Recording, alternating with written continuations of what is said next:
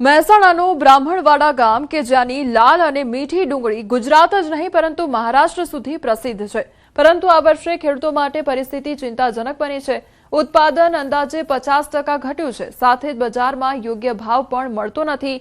મોંઘી મજૂરી અને ઓછી માંગના કારણે ખેડૂતોને મોટું આર્થિક નુકસાન સહન કરવું પડી રહ્યું છે।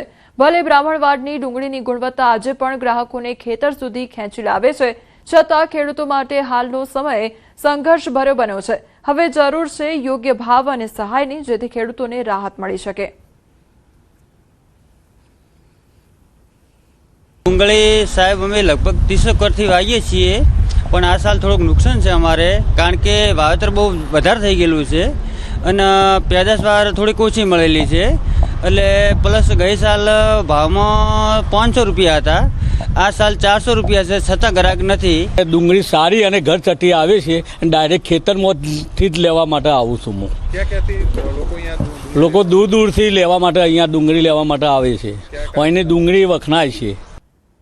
જામનગરના હાપામાં દાદાનું બુલડોઝર સક્રિય થયેલું જોવા મળ્યું તો ગેરકાયદેસર દબાણ પર કાર્યવાહી હાથ ધરવામાં આવી છે। 1,20,000 ચોરસ ફૂટ વિસ્તારમાં કાર્યવાહી હાથ ધરવામાં આવી।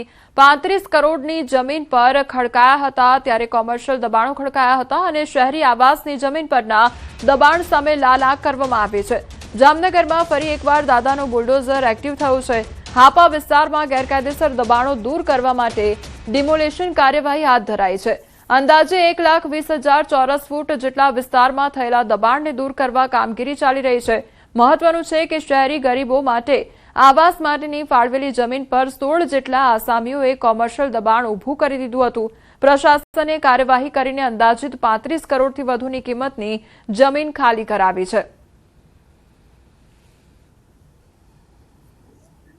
જામનગર મહાનગરપાલિકા દ્વારા હાપા વિસ્તારમાં ઇસ્કોન મંદિર પાસે આવેલ 1,20,000 ચોરસ ફૂટ જેટલી જગ્યા કે જે શહેરી ગરીબોના આવાસ માટે જગ્યા ફાળવણી કરવામાં આવેલી છે, તેમાં 16 જેટલા આસામીઓ દ્વારા દબાણ કરવામાં આવેલું હોય, તે દબાણને દૂર કરવાની કામગીરી આજ સવારથી ચાલુ કરવામાં આવેલી છે। જેમાં જામનગર મહાનગરપાલિકાની અલગ શાખાઓની ટીમો, 8 જેટલા જેસીબી, 6 જેટલા ટ્રેક્ટર્સ, એ ઉપરાંત ફાયર, પીજીવીસીએલ, પોલીસ બંદોબસ્ત સાથે આ કામગીરી હાલે ચાલુ છે। સંવાદદાતા કિંજલ અમારી સાથે જોડાઈ ગયા છે। કિંજલ, ગેરકાયદેસર દબાણ દૂર કરવામાં આવી રહ્યું છે, અત્યાર સુધી કેટલું દબાણ દૂર કરાયું? બિલકુલ કમલ, જે પ્રકારે વાત કરવામાં આવે, જામનગર મહાનગરપાલિકા સહિત સ્થાનિક સ્વરાજ્યની ચૂંટણી પૂરી થતા ફરી એકવાર જામનગરમાં ડિમોલેશન પ્રક્રિયા છે તે શરૂ થઈ છે। દાદાનું બુલડોઝર છે તે ચાલ્યું છે।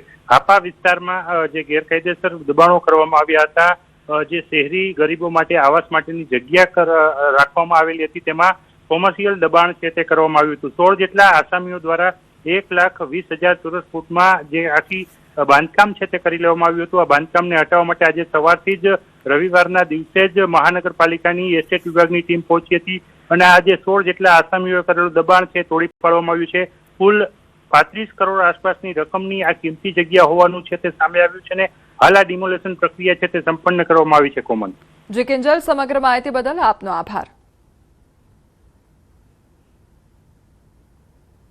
પાટણમાં દારૂબંધીના ધજાગરા ઉડાવતો વિડીયો સામે આવ્યો છે। હારીજ તાલુકામાં દેશી દારૂની ભઠ્ઠીના વિડીયો વાયરલ થયા છે, તો નવામાકા ગામની સીમમાં દારૂની મિની ફેક્ટરીના દ્રશ્યો સામે આવ્યા છે।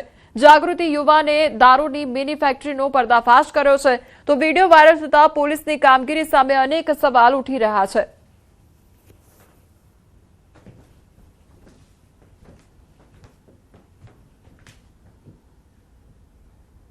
સમાચારમાં હવે આગળ વાત કરીએ એસીમાં બ્લાસ્ટ વિશે।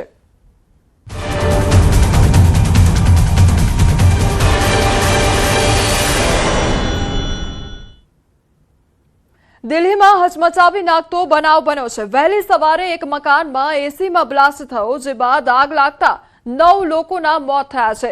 વિવેક વિહાર વિસ્તારમાં એક મકાનમાં આ બનાવ બન્યો હતો।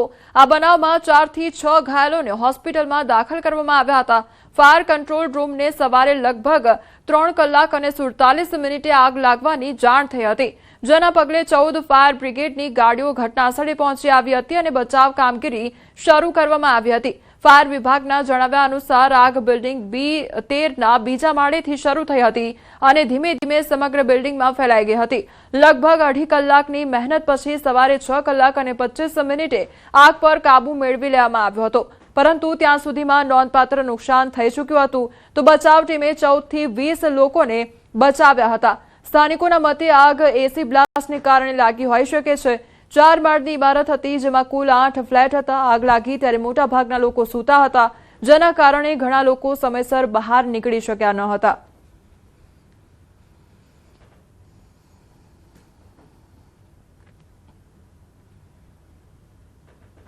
તો બનાસકાંઠા અને દિલ્હીમાં એસીમાં બ્લાસ્ટની ઘટનાથી લોકોમાં હવે ભય વ્યાપ્યો છે.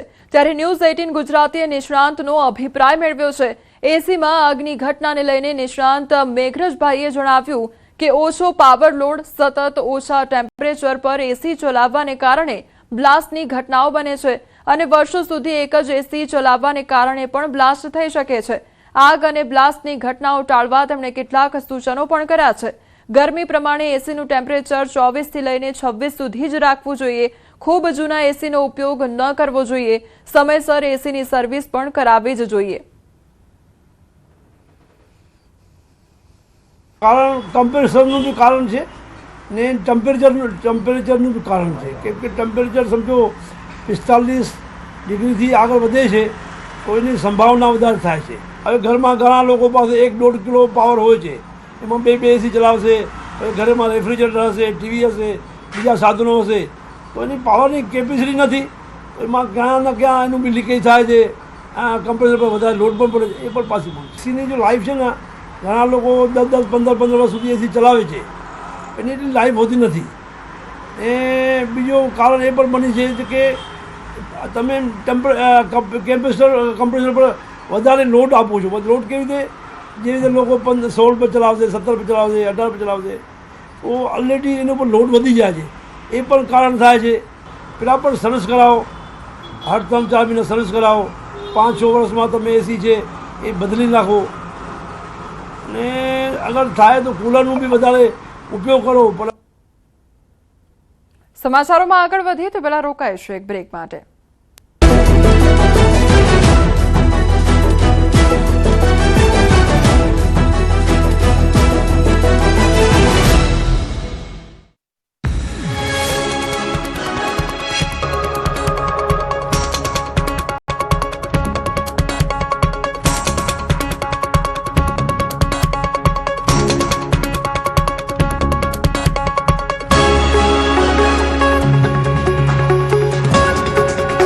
ચોવીસ કલાક બાદ ગરમીથી મળશે રાહત. હવામાન વિભાગે કરી છે મોટી આગાહી. હજુ 24 કલાક સહન કરવી પડશે ભીષણ ગરમી. 24 કલાક બાદ ગરમીમાં થશે ઘટાડો. 2 થી 3 ડિગ્રી તાપમાન ઘટવાની આગાહી. કાળઝાળ ગરમીથી શેકાઈ રહેલા ગુજરાતીઓ માટે રાહતના સમાચાર છે. હવામાન વિભાગે આગાહી કરી છે કે રાજ્યમાં આગામી 24 કલાક બાદ ગરમીમાં ઘટાડો થશે. 24 કલાક સુધી તાપમાન યથાવત રહેશે. ત્યારબાદ 2 થી 3 ડિગ્રી તાપમાન ઘટી જશે. આ દરમિયાન અમદાવાદનું મહત્તમ તાપમાન 44 ડિગ્રી રહેવાનું અનુમાન लगावવામાં આવ્યું છે. आने वाले 7 दिनों के लिए गुजरात स्टेट के सारे डिस्ट्रिक्ट कवर हैं, जिसमें ड्राई वेदर प्रिवेल करेगा. और मैक्सिमम टेम्परेचर की बात करेंगे तो आने वाले 24 घंटे में मैक्सिमम टेम्परेचर में कोई सिग्निफिकेंट ज्यादा चेंज नहीं होगा. उसके बाद मैक्सिमम टेम्परेचर में 2 से 3 डिग्री की गिरावट का पूर्वानुमान है आने वाले 3 दिनों के लिए. और मैक्सिमम टेम्परेचर रिलायंस की बात करेंगे तो अहमदाबाद में मैक्सिमम टेम्परेचर 43.3 डिग्री सेल्सियस और गांधीनगर में भी 43 डिग्री सेल्सियस के आसपास मैक्सिमम टेम्परेचर रिलायंस हुआ है. ગરમીમાં ઘટાડો થવાની સાથે રાજ્યમાં પવનની ગતિ પણ વધુ રહેવાની હવામાન વિભાગની આગાહી છે. પવનની ગતિ વધતા